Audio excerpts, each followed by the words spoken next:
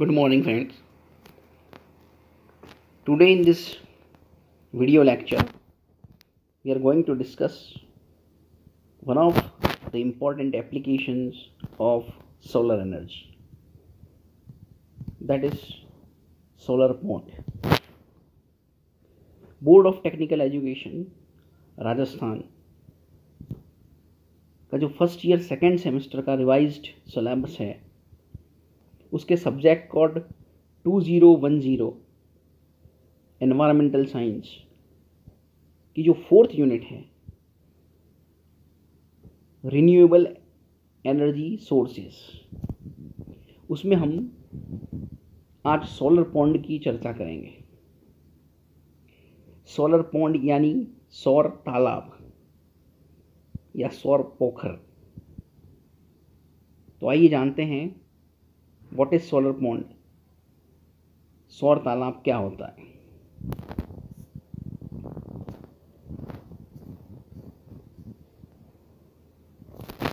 What is the working principle of solar pond. सौर तालाब किस सिद्धांत पर कार्य करता है। हमें पता है कि सूर्य से जो हमें प्रकाश प्राप्त होता है, उसकी किरणें अगर यदि जल स्रोत पर गिरे तो वो गर्म हो जाएंगी,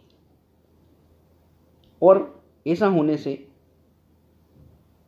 जो जल गर्म होकर हल्का हो गया है वो सतह पर आ जाएगा, और वहाँ से ऊष्मा का वातावरण में धीरे धीरे ह्रास होगा।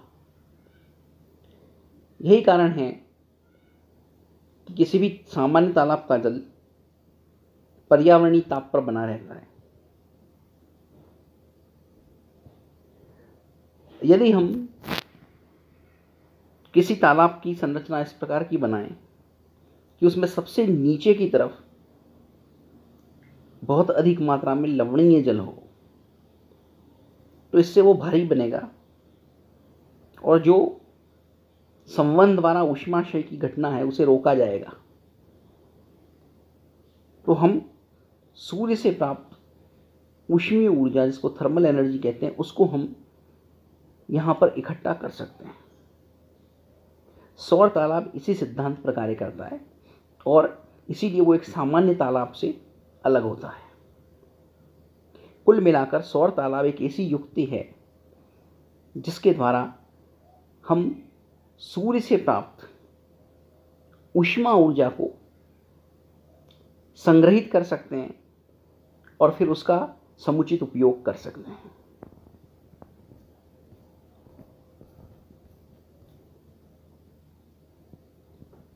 सौर तालाब में एक ऐसी जल संरचना का चयन किया जाता है जो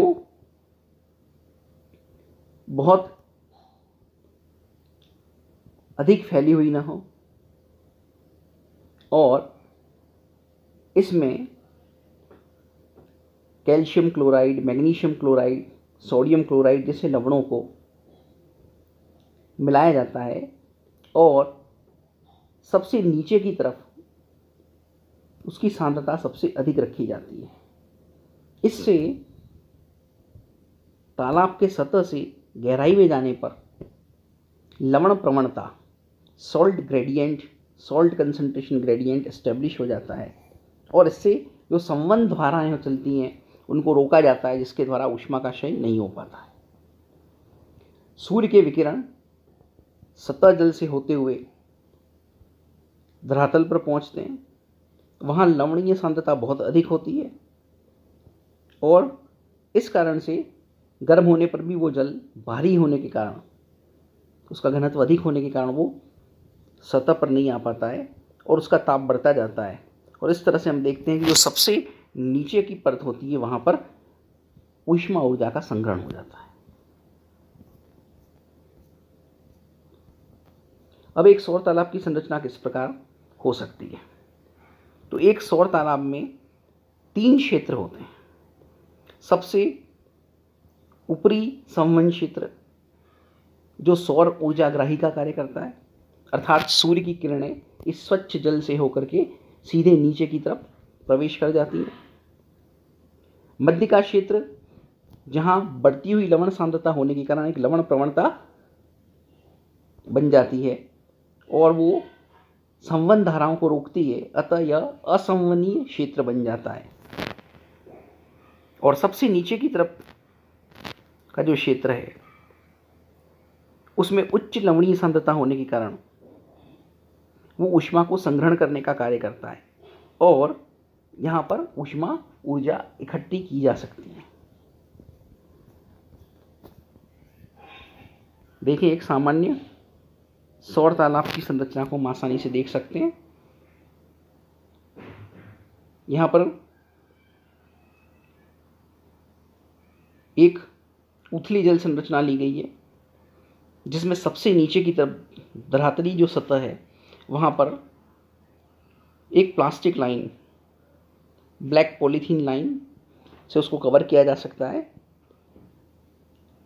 सबसे ऊपर की तरफ की जो क्षेत्र है वहाँ तुलनात्मक रूप से स्वच्छ जल है जो केवल सौर ऊर्जाग्राही का कार्य कर रहा है, अर्थात सूर्य से प्राप्त होने वाली विकिरण उसके अंदर पेनिट्रेट करते हुए सीधे नीचे की ओर जा रहे हैं।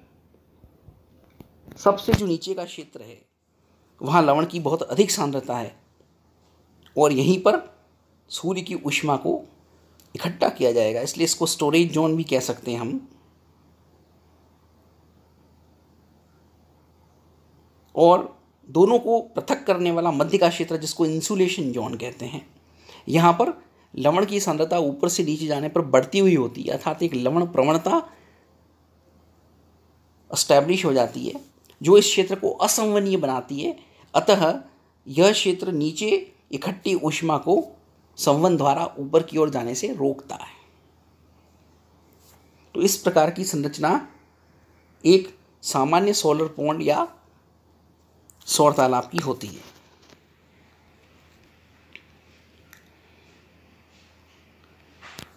इस प्रकार से बनाए गए सौर तालाब से हमें क्या लाभ है?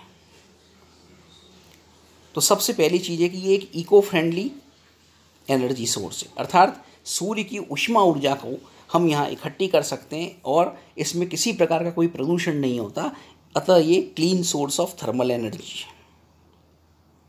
दूसरा, ये रिन्यूएबल एनर्जी सोर्स है, जैसा हम जानते हैं नवीनीकरण करने योग्य संसाधन है, अर्थात इसका बार बार उपयोग किया जा सकता है। प्रतिदिन जब भी सूर्य निकलता है उसकी ऊष्मा ऊर्जा को इस युक्ति द्वारा हम सोलर तालाब में नीचे की तरफ इकट्ठा कर सकते हैं।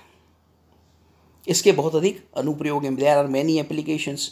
जैसे इस ऊष्मा ऊर्जा को हम विद्युत उत्पादन में काम में ले सकते हैं, द्रवों को गर्म करने में, जिसे द्रवों का ऊष्मायन कहते हैं, उसमें भी इसका उपयोग किया जा सकता है बड़े पैमाने पर।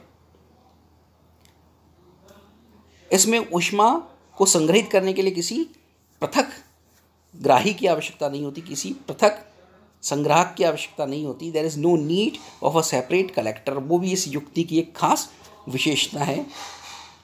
इसके अलावा यहाँ किसी प्रकार का कोई विशेष मेंटेनेंस यानी रखरखाव का खर्च नहीं होता है, अतः ये मेंटेनेंस कॉस्ट से भी फ्री है या बहुत लो मेंटेनेंस कॉस्ट है, हमेशा कह सकते हैं। इसमें रखरखाव में काफ़ी रीजनेबली लो मेंटेनेंस, न्यून खर्चा आता है।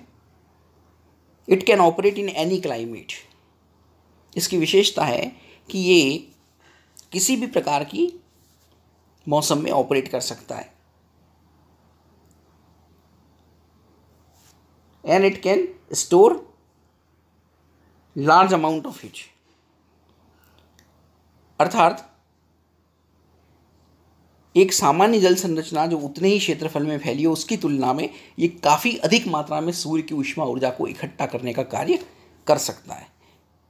अतः ये सौर तालाब के बहुत अधिक लाभ हैं और हम सूर्य की खासकर ऊष्मा ऊर्जा को आसानी से इकट्ठा कर सकते हैं, जो हमें आसानी से प्राप्त होती है और वो विकिरण द्वारा आसानी से वापस वातावरण में चली जाती है। उसको हम रोक सकते हैं इस युक्ति द्वारा और उसका उपयोग बहुत सारे एप्लीकेशंस या अनुप्रयोगों में आसानी से किया जा सकता है। अगर हम इसके बड़े बड़े एप्लीकेशंस देखें जहाँ इसका उपयोग किया जाता है, तो सबसे पहला है सॉल्ट प्रोडक्शन। क्योंकि यहाँ लवण प्रवणता एस्टैब्लिश हो जाती है ऊपर से नीचे जाने पर, अतः बहुत अधिक मात्रा में नीचे की परतों में लवण का सांद्रण होता है, जिसके द्वारा सॉल्ट प्रोडक्शन में इसका एप्लीकेशन किया जा सकता है, उपयोग किया जा सकता है। इसी प्रकार से जो डेयरी इंडस्ट्रीज़ होती हैं, डेयरी प्रोडक्ट्स जब बनाए जाते हैं, वहाँ बॉयलरों में भेजने से पहले पानी को गर्म कर लिया जाता है ताकि बॉयलर में बहुत अधिक ज़्यादा उसको गर्म ना करना पड़े। तो उसके लिए हमें ऊष्मा ऊर्जा की आवश्यकता होती है। उसके लिए हम सोलर पॉन्ड में इकट्ठी की गई, संग्रहित की गई ऊष्मा ऊर्जा का आसानी से उपयोग कर सकते हैं। Fruit and vegetable Canning industries में भी इस युक्ति द्वारा ऊष्मा ऊर्जा का प्रयोग आसानी से किया जाता है। ग्रेन इंडस्ट्रीज़ अर्थात अनाज उद्योग में अनाज के दानों को सुखाने से, नमी से मुक्त करने के लिए ऊष्मा की आवश्यकता होती है। वहाँ भी हम इस प्रकार संग्रहित की हुई ऊष्मा ऊर्जा का व्यापक स्तर पर प्रयोग कर सकते हैं। वाटर सप्लाई में भी इसका उपयोग किया जा सकता है। और जहाँ हीट एप्लीकेशंस को प्रोसेस किया जाता है, जैसे टेक्सटाइल इंडस्ट्रीज़ में, वस्त्र उद्योग में, वहाँ पर भी हमें ऊष्मा की आवश्यकता होती है। तो इस तरह से संग्रहित की गई ऊष्मा को आसानी से हम उपयोग में ले सकते हैं। So there are many important applications. Solar pond या सौर तालाब एक ऐसी युक्ति है जिसके द्वारा हम सूर्य की ऊष्मा ऊर्जा को इकट्ठी करके अनेक महत्वपूर्ण अनुप्रयोगों या एप्लीकेशंस में इसको काम में ले सकते हैं। Then we discuss what are the main disadvantages of this solar pond. इसकी मुख्य कमियां क्या हैं? तो सबसे पहली चीज़ है कि we require a specific location. हमको इसके लिए एक विशेष प्रकार की क्षेत्र की ज़रूरत होती है। यदि हम कृत्रिम तौर पर इसका निर्माण करना चाहें तो उसके लिए भी हमें एक विशेष क्षेत्र को चयन करने की ज़रूरत पड़ेगी, या फिर कहीं एक कोई ऐसी उपयुक्त प्राकृतिक संरचना जल स्रोत की ऑलरेडी बनी हुई हो जो हमारे लिए उपयोगी हो और जहां हम इस विधि द्वारा सौर ऊर्जा को ऊष्मा ऊर्जा के रूप में संग्रहित कर सकें। तो इसके लिए स्पेसिफिक लोकेशन की ज़रूरत पड़ती है और वो हर जगह आसानी से अवेलेबल हो जाए ये ज़रूरी नहीं है।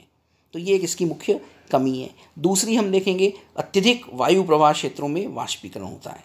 कुछ ऐसे क्षेत्र होते हैं जहाँ पर बहुत तेज हवाएं चलती हैं। तो जब हवा तेज चलती है, वायु का प्रवाह अधिक होता है, तो जल की सतह से वाष्पीकरण की घटना तीव्र हो जाती है, क्योंकि वाष्पन की दर वायु प्रवाह की दर के समानुपाती होती है। तो इस स्थिति में क्या होता है कि जो इवेपोरेशन होता है उसके द्वारा सतह से जल की परतें वाष्प के रूप में बाहर चली जाती हैं और इससे ऊष्मा का ह्रास भी होता है और हम इस युक्ति का प्रयोग वहाँ नहीं कर पाते हैं। फिर जिस एरिया में इस तरह के सोलर पॉन्ड को एस्टेब्लिश किया जाएगा, बनाया जाएगा, वहाँ जो आसपास का धरातल संपर्क में है उस ग्राउंड में सॉल्टी नेचर उसका हो जाएगा, उसकी लवणीयता बढ़ने की संभावना रहेगी। और जब भूमि में लवणीयता बढ़ती है अर्थात लवणों की मात्रा बढ़ती है तो ऐसी भूमि धीरे धीरे अनउपजाऊ हो जाती है, उसका उपजाऊपन कम होने की संभावना बनी रहती है। तो ये इसकी मुख्य कमियां, मेजर डिसएडवांटेज हैं, जिसके कारण इसका बहुत व्यापक उपयोग हम नहीं कर पा रहे हैं। यदि इन कमियों को दूर किया जा सके तो सौर ऊर्जा, जो कि एक अपरंपरागत या गैर परंपरागत ऊर्जा स्रोत है, जो नवीनीकरण करने योग्य ऊर्जा स्रोत है, हमको आसानी से प्राप्त हो रहा है, उसकी ऊष्मा ऊर्जा का हम बहुत अधिक मात्रा में उपयोग कर पाएंगे। तो देखिए, जैसे भारत में जो सबसे पहला महत्वपूर्ण इस तरह का सोलर पॉन्ड या सौर पोखर है वो गुजरात के भुज में इस्टेब्लिश किया गया था, जिसको हम यहाँ पर आसानी से देख सकते हैं। और इसके माध्यम से सूर्य के ताप की बहुत अधिक मात्रा को ऊष्मा ऊर्जा के रूप में यहाँ संग्रहित किया जा सकता है और इसके बहुत अधिक इंडस्ट्रियल एप्लीकेशंस या औद्योगिक अनुप्रयोग हैं। So this is Bhuj solar pond.